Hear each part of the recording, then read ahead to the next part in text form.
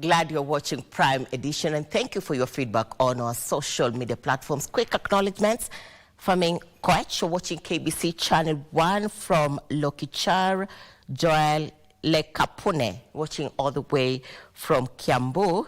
Lawrence Nyabuto, and you're saying you have watched the news, and Juja, Member of Parliament, should eat his own words. And at this point, we are now going live to the county of Mombasa, where an able team is on the ground. My colleague Brian Kimani is on standby for a one-on-one conversation with architect Silvester Muli, who is the chairperson, Board of Registration of Architects and Quantity Surveyors. O'Brien, good evening from the coastal parts of the country. Well, thank you. Irene Muchuma back there in Broadcasting House. That's true. We are here at the coast and, of course, enjoying the beautiful breeze coming from the Indian Ocean, which is just about 5 meters from where we are. That's where the beach starts. And, of course, listening to some beautiful music by Jimi Hendrix. I don't know whether you can hear that, and I don't even know whether you know that kind of music. It goes back way to 1960s and 50s. But, of course, I mean, that's what Mombasa is for, plus more, and that's why we're here. Because we want to discuss what has been happening since yesterday. It has been a meeting of technical people, experts, and I'm talking about engineers, architects, quantity surveyors, security officers, disaster management people. They have been meeting here under the auspice of the multi-sectoral agency consultative committee, which is, as the name denotes, an organization that brings together various players from various fields, from the National Construction Authority, BORAX, which stands for the Board of Registration of Quantity Surveyors, and of Architects and Quantity Surveyors, Engineers Board of Kenya, the National Police, National Disaster Management Authority. All of them are here. They're going to be here for the next 5 days. 2 days already gone, and of course what they're discussing here is how to safeguard the built environment here in Kenya, and of course to deal with the issues of collapsing buildings, because you know for sure that has been a crisis in the past. In the last 10 years, Kenya has lost more than 220 people due to incidences of collapsing buildings, and of course we have had a situation where thousands have been maimed or injured in this case, and that's why tonight we just want to look at the role of quantity surveyors and architects in the built environment. And we are talking to the chairperson of the Board of Architects, Board of Registration of Architects and Quantity Surveyors. This is architect Silvester Muli. He's quite an experienced architect. He's been here for quite a long time. He's seen some of the most iconic structures in Kenya coming up, and so he's going to share with us his insights around these, and of course the role of architects and quantity surveyors in the built environment. Thank you very much indeed, architect, for joining us here, and of course for swinging by KBC. Help us understand what is the link between MSAC, or the multi-sectoral committee, and the Board of Registration of Architects and Quantity Surveyors. Thank you, O'Brien, for having me around to be able to talk about the practice of architecture and quantity surveying and the linkage between architects and quantity surveyors and MSAC. First of all, I'd like to talk about BORAX, which is the Board of Registration of Architects and Quantity Surveyors of Kenya. It's a board under a Government Act, Cap 525 of the Laws of Kenya, established in 1934 to regulate the profession of architects and quantity surveyors in Kenya by way of registering architects and quantity surveyors. Anybody calling himself an architect or quantity surveyor is a person who is registered by the Board of Registration of Architects and Quantity Surveyors and appears in the register of both architects and quantity surveyors. The multi-sectoral agency consultative committee is a committee established by government to be able to look at the built environment, and more so to make the built environment safe for Kenyans. It's composed of several agencies And the Board of Registration of Architects and Quant Surveyors is one of those agencies, principally because architects and quant surveyors play a very key role in the construction industry. Indeed, the architect is principally the first person who comes in during the construction period by way of obtaining the brief from any developer or client, translating that into drawings by way of design, making the specifications, and supervising the construction. The QS, again, will be there to monitor the construction cost of the building, to manage everything so that the client gets value for money during the life cycle of the project. So Borax is a very key player in MSAC. It heads a committee which looks at the approvals and the construction processes, and also aids in developing standard operating procedures that can be applied when a building is declared unsafe, whether it is collapsing or whether it has got any defects. So board, together with other players in the agency, they move and they are able to make recommendations to the committee for appropriate action. Architect Muli, I mean, you have almost in the business of architect. You've been in the public service for more than 30 years, and you have served as the chair of Borax for the last 6 years. And so you come with tremendous amount of experience and expertise in this field. We started experiencing cases of buildings collapsing about 10, 12, 14 years ago. Before then, it was very rare. What was happening then that is not happening now from an architectural perspective?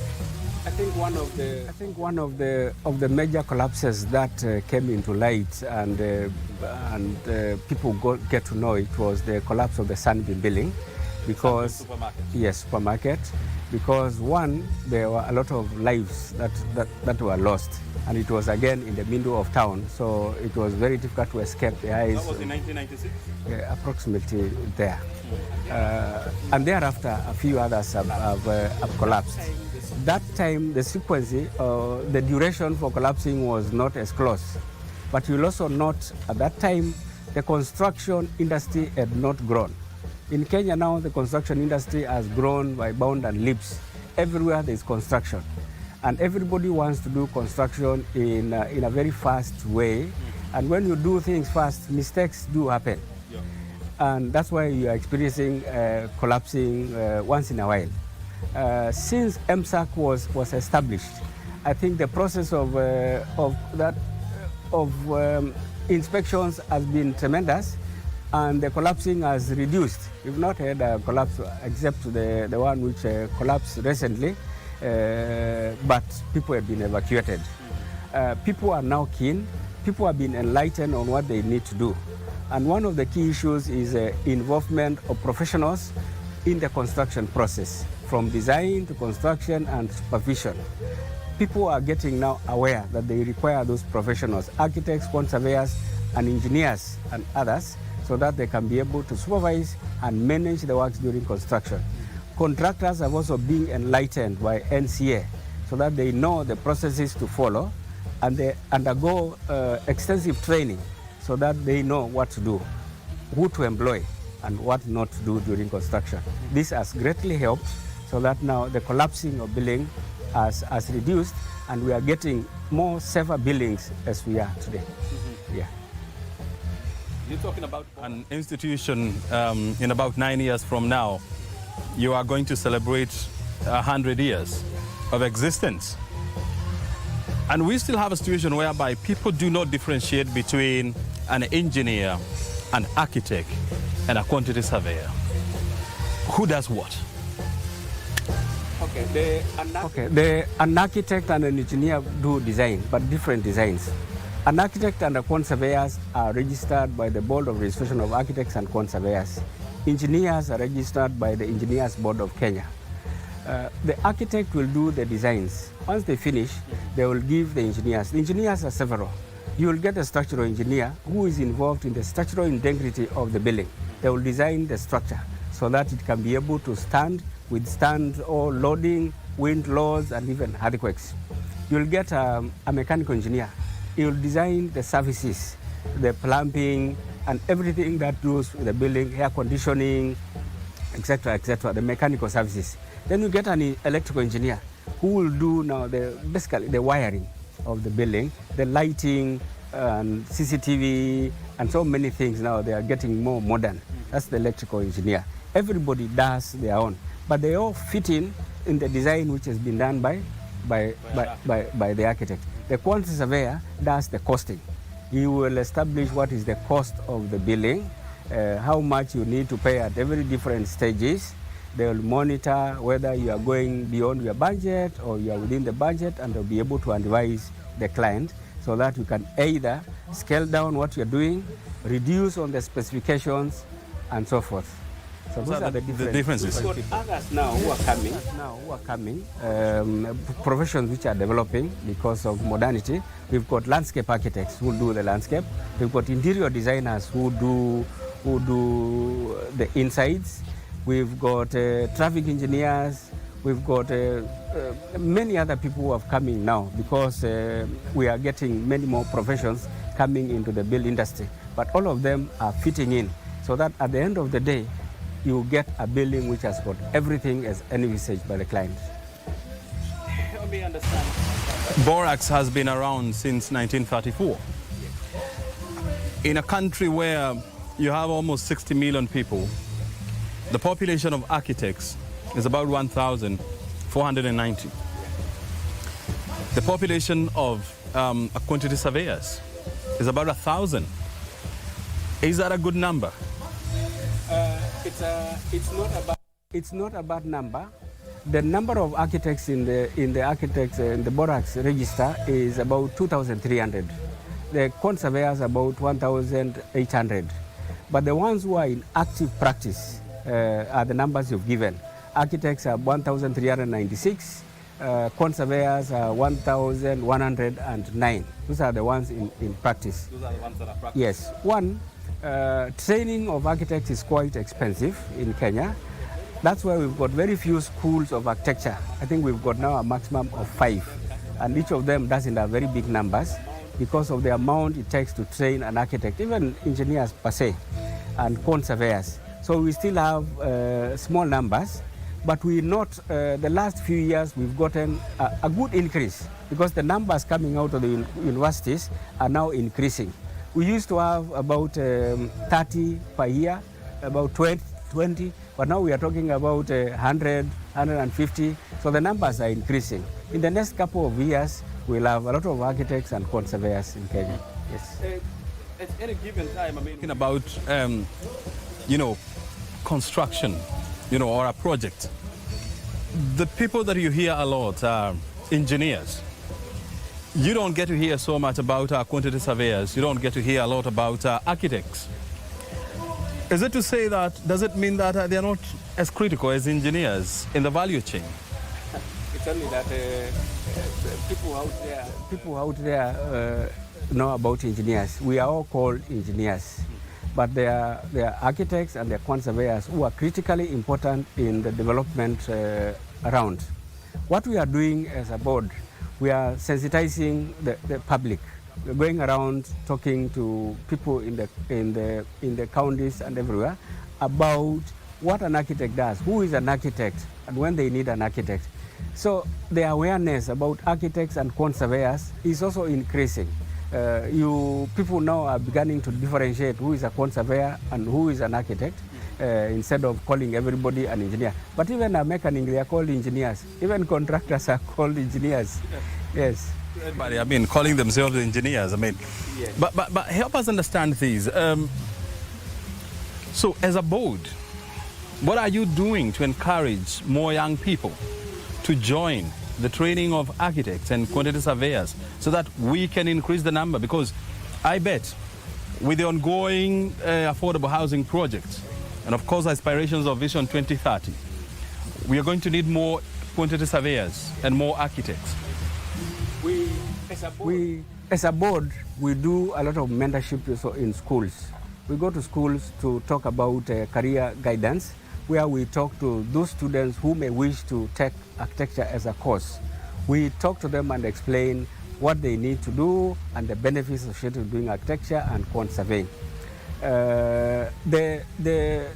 The spaces available, as I said earlier, in the colleges are limited, but we still get now an increasing number because people are aware of what it is about architecture and quant surveying. Mm-hmm. Yes, we also have, by way of our works, young people are seeing what they need to know about architecture by what is happening in the environment, and they're learning and they're getting a lot of interest in architecture and quant surveying. And the other challenge is the issue of a brain drain, where you have architects and quantity surveyors going to practice overseas and countries like the United States, Europe, and so much.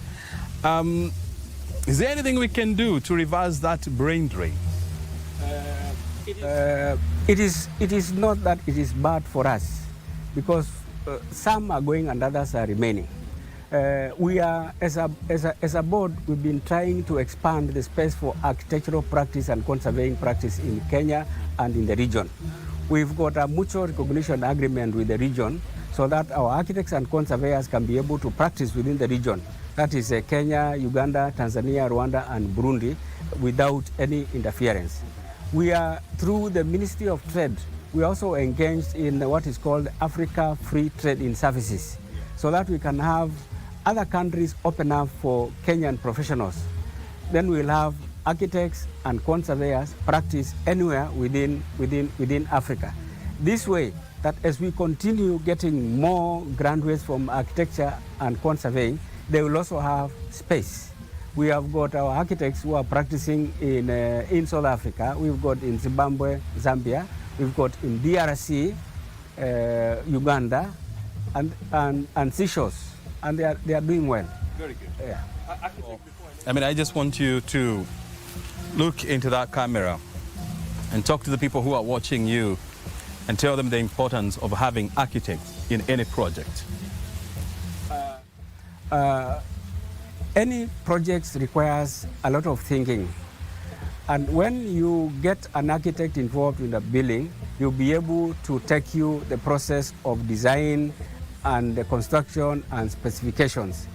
An architect is just not there for doing drawings. It's there to manage a project. A quantity surveyor is not there just to do bills of quantities, but they are there to be able to manage a project throughout the life cycle. When you get to use the professionals, then you are able to get proper good advice, and you will end up with a good project, which is value for money.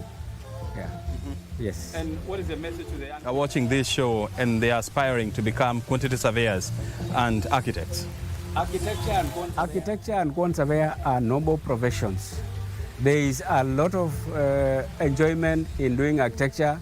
There is a lot of enjoyment, fulfillment in doing quant surveying. The professions are growing.